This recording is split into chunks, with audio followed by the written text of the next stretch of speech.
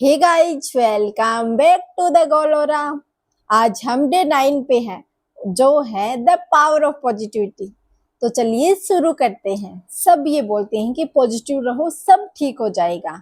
हमने ये लाइन कितनी बार सुनी है, अपने दोस्तों से, अपने रिलेटिव से और उन रील से जो हम नाइट में स्क्रॉल करते हैं, तब जब हमें नींद नहीं आती।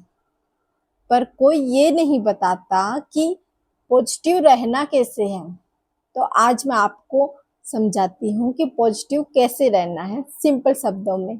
एक चीज सोचो कि सुबह का अलार्म बज रहा है, बाहर बहुत ठंड है और ब्लैंकेट गर्म। आपके पास दो ऑप्शन है कि उठो और काम पे लग जाओ, और दूसरा कि एक और स्नूज बटन दबा दो। तो सच बताओ, कौन सा इजी है? स्नूज, हमेशा स्नूज, क्योंकि उसमें एफर्ट्स नहीं लगते। ये सब भी हमारे इमोशंस के साथ भी होता है। जब लाइफ मुश्किल लगती है, उस टाइम खुद पे डाउट करना, खुद को नीचे गिराना और मुझसे नहीं होगा बोलना, ये सब भी एक स्नूज बटन की तरह है।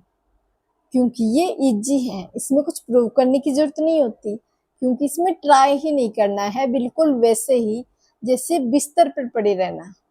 लेकिन जितना ज्यादा तुम बिस्तर पे पड़े रहोगे, उतना ही दिन तुम्हारे हाथ से चला जाएगा। और जितना ज्यादा तुम अपनी नेगेटिव सिचुएशन में रहोगे, उतना ही तुम्हें सॉल्यूशन ढूंढने में मुश्किल होगी। ये कोई फीलिंग गुड बात नहीं है जो मैंने तुम्हें बता दी, इसमें भी साइंस है। रिसर्चर कहते हैं कि जो लोग जेन्युइनली पॉजिटिव सोचते हैं, उनका माइंड खुल के सोचता है, उनके माइंड में नए आइडियाज आते रहते हैं। और जो लोग लंबे समय तक ऑप्टिमिस्टिक रहे हैं, उनकी ओवरऑल बॉडी बेहतर होती है, उन पे स्ट्रेस का असर कम पड़ता है। और एक और बात, हमारा माइंड वही चीजें ढूंढता है जिस पे हम फोकस करते हैं।